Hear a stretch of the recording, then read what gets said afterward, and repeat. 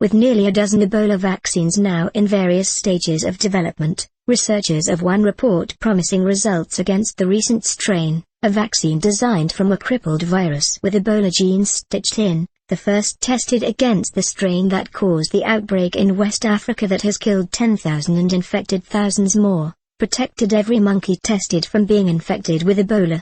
Reporting in the journal Nature, Thomas Gaisbert, a virologist from the University of Texas Medical Branch, and his colleagues describe a vaccine made from a virus that commonly infects cows, called vesicular stomatitis virus, VSV, that's had some of its genetic material replaced with genes for surface proteins from the Ebola virus.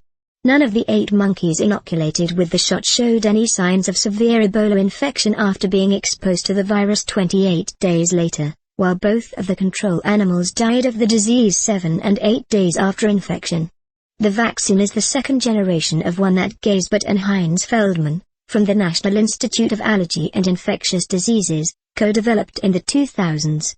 But because the vaccine relies on a live, albeit hampered virus, it raised concerns about safety that killed virus vaccines, like polio and hepatitis A, don't have.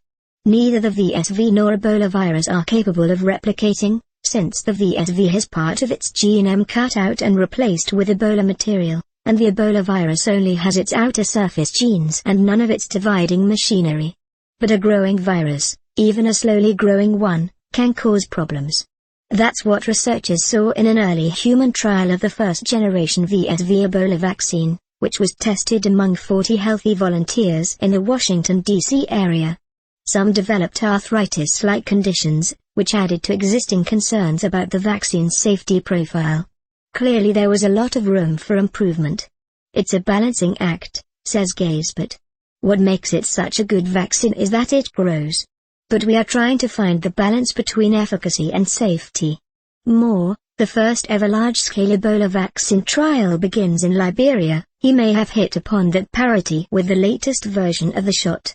By changing where in the VSV genome he inserted the Ebola genes, he found a vector that seems to deliver the same immune response against the Ebola virus, yet at lower cost to the person being vaccinated. The VSV loaded with Ebola grew at a 5 to 10 times slower rate than it did in the first vaccine, and animals inoculated with the newer vaccine showed 10 to 50-fold lower levels of both VSV and Ebola in their blood compared to animals given the first-generation shot. The slower-growing VSV, says Gaisbert, in a well-ordered universe is associated with less possibility of an adverse event from the vaccine. That won't be known for sure until the vaccine is tested in the first healthy human volunteers, which may happen as soon as this summer.